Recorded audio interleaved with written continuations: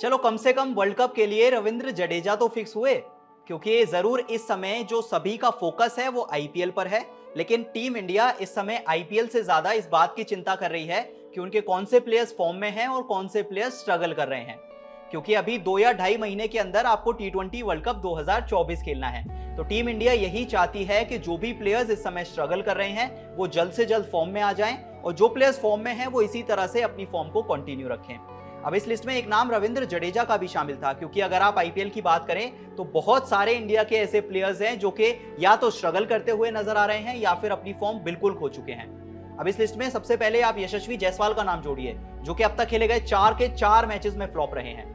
इसके बाद शुभमन गिल की बात कर लें तो एक मैच वो चलते हैं, 2 मैच में वो फ्लॉप हो जाते हैं। फिर आप विराट कोहली की तरफ जाइए। अब विराट कोहली ने रन तो बहुत बनाए हैं, 250 वो लगा चुके हैं, 1 सेंचुरी लगा चुके हैं, लेकिन क्या इस स्ट्राइक रेट के साथ वो टीम इंडिया में जगह बना पाएंगे? ये एक बहुत बड़ा क्वेश्चन मार्क है, क्योंकि जब राजस्थान के अगेंस्ट उन्होंने 67 बॉल्स में सेंचुरी पूरी की तो वो आईपीएल हिस्ट्री की सबसे स्लोएस्ट सेंचुरी थी।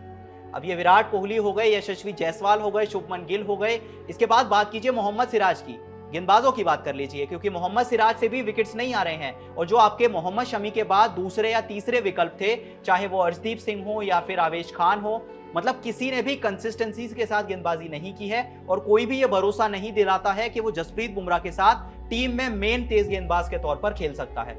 इसके बाद अगर आप विकेट कीपर की बात करें तो ना केएल राहुल चल रहे हैं, ना ईशान किशन चल रहे हैं, ना जितेश शर्मा चल रहे हैं, और अगर आप ऋषभ पंत की बात करें तो वो तो अभी पूरी तरह से फिट ही नहीं हो पाए हैं।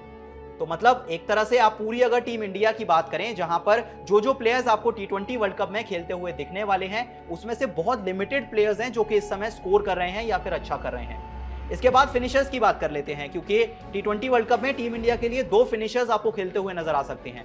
एक है हार्दिक पांड्या, दूसरे हैं रविंद्र जडेजा, और दोनों ही खिलाड़ी अब तक फॉर्म में नहीं थे। एक तरफ हार्दिक पांड्या हैं जो कि कहीं खो चुके हैं अपनी कैप्टेंसी के भार में, वो उनसे रन बनाना तो छोड़िए, फिनिश करना तो छोड़िए, ऐसा लग रहा है कि वो जल्दी मुंबई को फिनिश कर देंगे। और दूसरा नाम है रविंद्र जडेजा का। अब रविंद्र जडेजा का इस साल टी20 वर्ल्ड कप में खेलना बहुत ज्यादा इंपॉर्टेंट है, क्योंकि वर्ल्ड कप है वेस्ट इंडीज में, जहां पर आपको ऑलमोस्ट उसी तरह की पिचेस मिलेंगी जिस तरह की इंडिया में होती हैं, यानी कि स्पिन फ्रेंडली पिचेस। वहां पर आपको ज्यादा टर्न देखने को मिलेगा। तो ऐसे में जडेजा की इंपॉर्टेंस बॉल से भी बहुत ज्यादा है और बैटिंग से तो बहुत ही ज्यादा है, क्योंकि आप अगर इंडिया के लोअर मिडिल ऑर्डर की बात करें तो सूर्य कुमार यादव ऊपर खेलेंगे।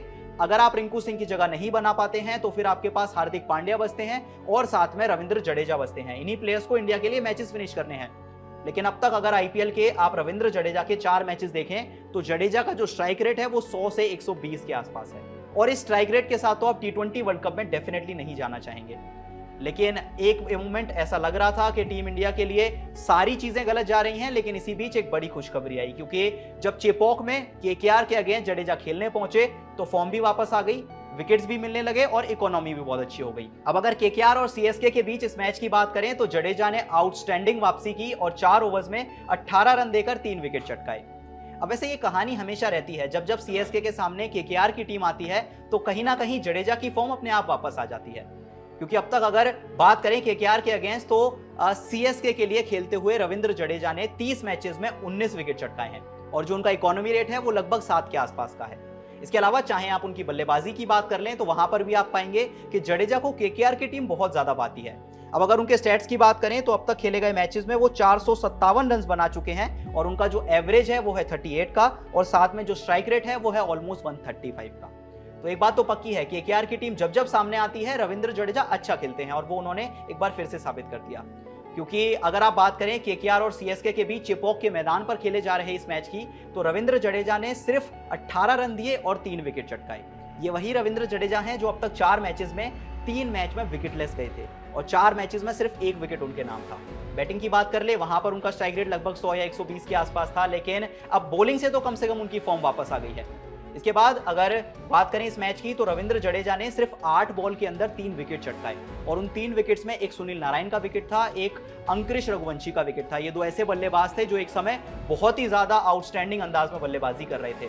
अगर जडेजा की गेंदबाजी की बात करें तो इस मैच में जडेजा ने पूरे 24 बॉल में, यानी कि अपने 4 ओवर के स्पेल में 24 बॉल में सिर्फ 1 बाउंड्री कंसीड की, जिसमें अंकुरिश रघुवंशी का विकेट था जिन्होंने 18 बॉल में 24 रन बनाए, और सुनील नारायण का भी एक बहुत इंपॉर्टेंट विकेट था। इसके बाद अगर जडेजा के स्पेल की बात करें तो उसमें आपको बहुत सारी डॉट बॉल्स नजर आएंगी, बहुत सारे सिंगल्स नजर आएंगे, लेकिन बाउंड्री सिर्फ एक नजर आएगी। इससे आप इंपॉर्टेंस का पता लगा सकते हैं कि जडेजा का ये स्पेल कितनी क्वालिटी का था।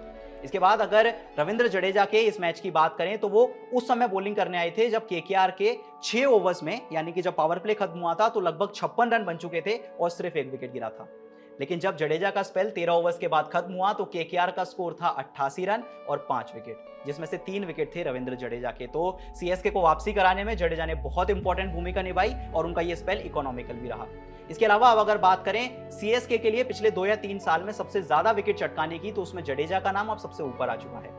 रविंद्र जडेजा जिन्होंने सीएसके के लिए 24 विकेट चटकाए हैं, दूसरे नंबर पर मतीशा पतिराना है जिन्होंने 23 विकेट लिए हैं, और इसी नाम में अगला नाम आता है तुषार देशपांडे का जिन्होंने भी 23 विकेट चटकाए हैं। अब इसके साथ उम्मीद कर सकते हैं कि टीम इंडिया के लिए ये एक बहुत बड़ी खुशखबरी है, क्योंकि जहां एक तरफ आपके लगभग सारे के सारे प्लेयर्स फ्लॉप जा रहे हैं, कोई रन्स नहीं बना रहा है, कोई विकेट्स नहीं ले रहा है, किसी का स्ट्राइक रेट एक बड़ा इशू है, कम से कम अब जडेजा ने तो कुछ पॉजिटिव साइंस शो करने शुरू कर दिए हैं, क्योंकि उनका ये इकोनॉमिकल स्पेल इस बात की गवाही देता है कि जब वेस्ट इंडीज में आप इन्हीं पिचेस पर गेंदबाजी करने पहुंचेंगे तो जडेजा आपके लिए एक बहुत बड़े एसेट साबित हो सकते हैं। अब ऐसे में जडेजा के स्पेल पर आपकी क्या राय है, कमेंट करके जरूर बताएं, और क्या आपको लगता है कि जडेजा इसी तरह की गेंदबाजी टी20 वर्ल्ड कप 2024 में भी कर पाएंगे?